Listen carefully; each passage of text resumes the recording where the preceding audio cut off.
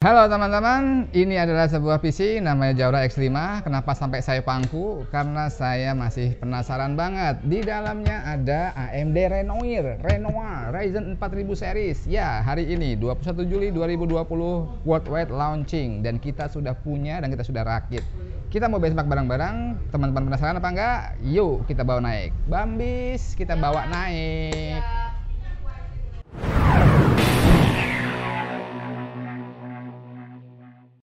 Hai, salam istimewa dari Jogja.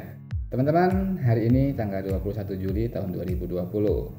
Di depan kita ada sebuah PC yang dimensinya mungil, kecil. Ya, ini adalah Jawara X5, sebuah pabrik PC dari Jawara PC yang memang dimensinya kecil, compact, dan menggunakan motherboard mini ITX dalamnya. Terus apa istimewanya dan apa hubungannya dengan hari ini 21 Juli? Ya, di dalamnya ada sebuah prosesor yang banyak banget ditanyain teman-teman, banyak banget ditunggu orang, yaitu Ryzen 4000 yang hari ini adalah hari launching pertamanya di seluruh dunia.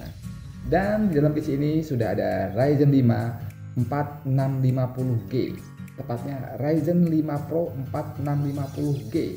Ya, si Jawara X5 ini ditenagai oleh sebuah Ryzen 4000 series Renoir harusnya ngomongnya.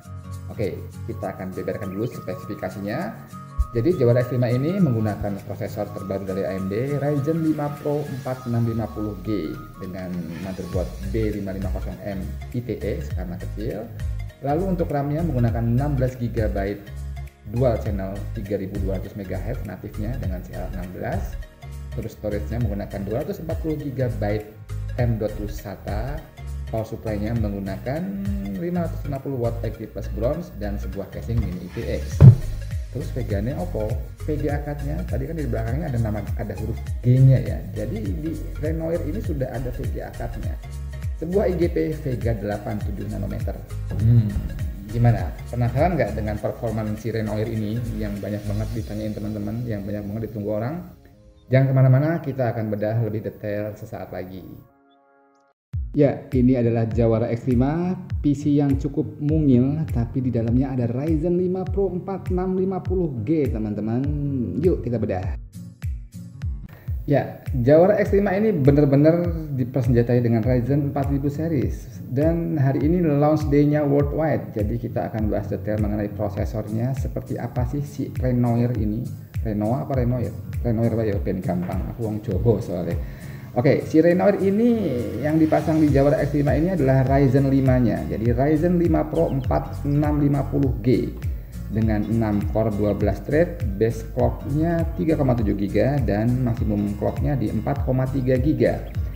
Masih menggunakan 7 nanometer fabrikasi dan Zen 2, cuman codename-nya Renoir. Oke, lalu karena ada G-nya, berarti ada VGA card-nya. Ya, di sini ada IGP Vega 8. Sama dengan Vega 8 yang ada di Ryzen 3 generasi sebelumnya. Tapi ini beda, ini menggunakan fabrikasi 7 nano, kalau yang lama itu 12 nano, sehingga AMD bisa masang IGP clock-nya, VGA clock-nya di default 1,9 GB, 1900 MHz, tinggi banget menurut saya. Walaupun secara shader dia kurangin dari 512 jadi 448, tapi IGP-nya ini tinggi banget. Gimana performansnya? Saya juga penasaran. Habis ini kita akan bedah bareng-bareng, kita akan benchmark, kita akan coba uji dari beberapa metode pengujian. Jangan kemana-mana, kita siapin dulu ya software benchmarknya. Kita akan kembali setelah ini. Ya, kita akan coba ngomong metode benchmarknya ya, kita ngobrol-ngobrol dulu. Yang pertama saya penasaran banget adalah performance prosesornya yang jelas. CPU-nya, si Renoir ini segimana sih kencengnya.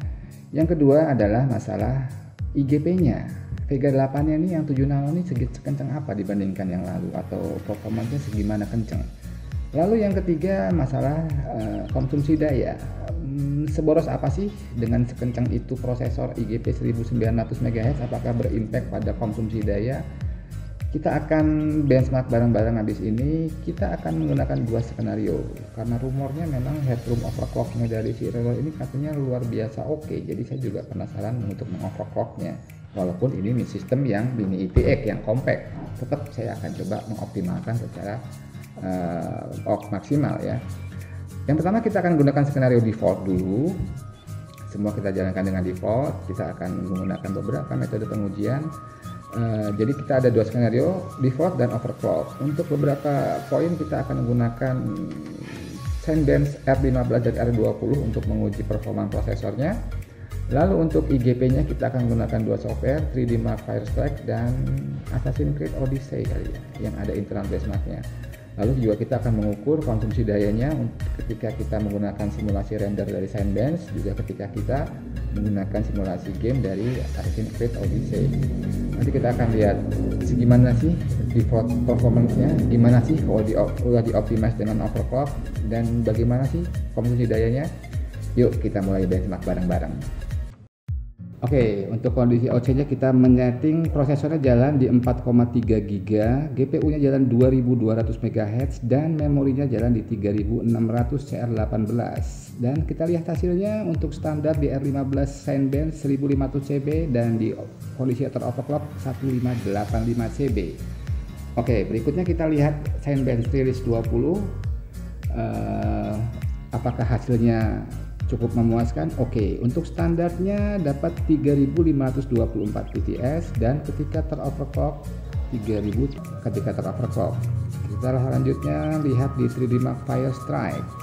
Untuk kondisi teroverclock dan default, standarnya grafik score-nya 4000 lebih. Ya, ini lebih kencang dibandingkan Vega 11-nya Ryzen 5 3400G ya, dan setelah di overclock naik lebih dari 10%. Oke banget menurut saya.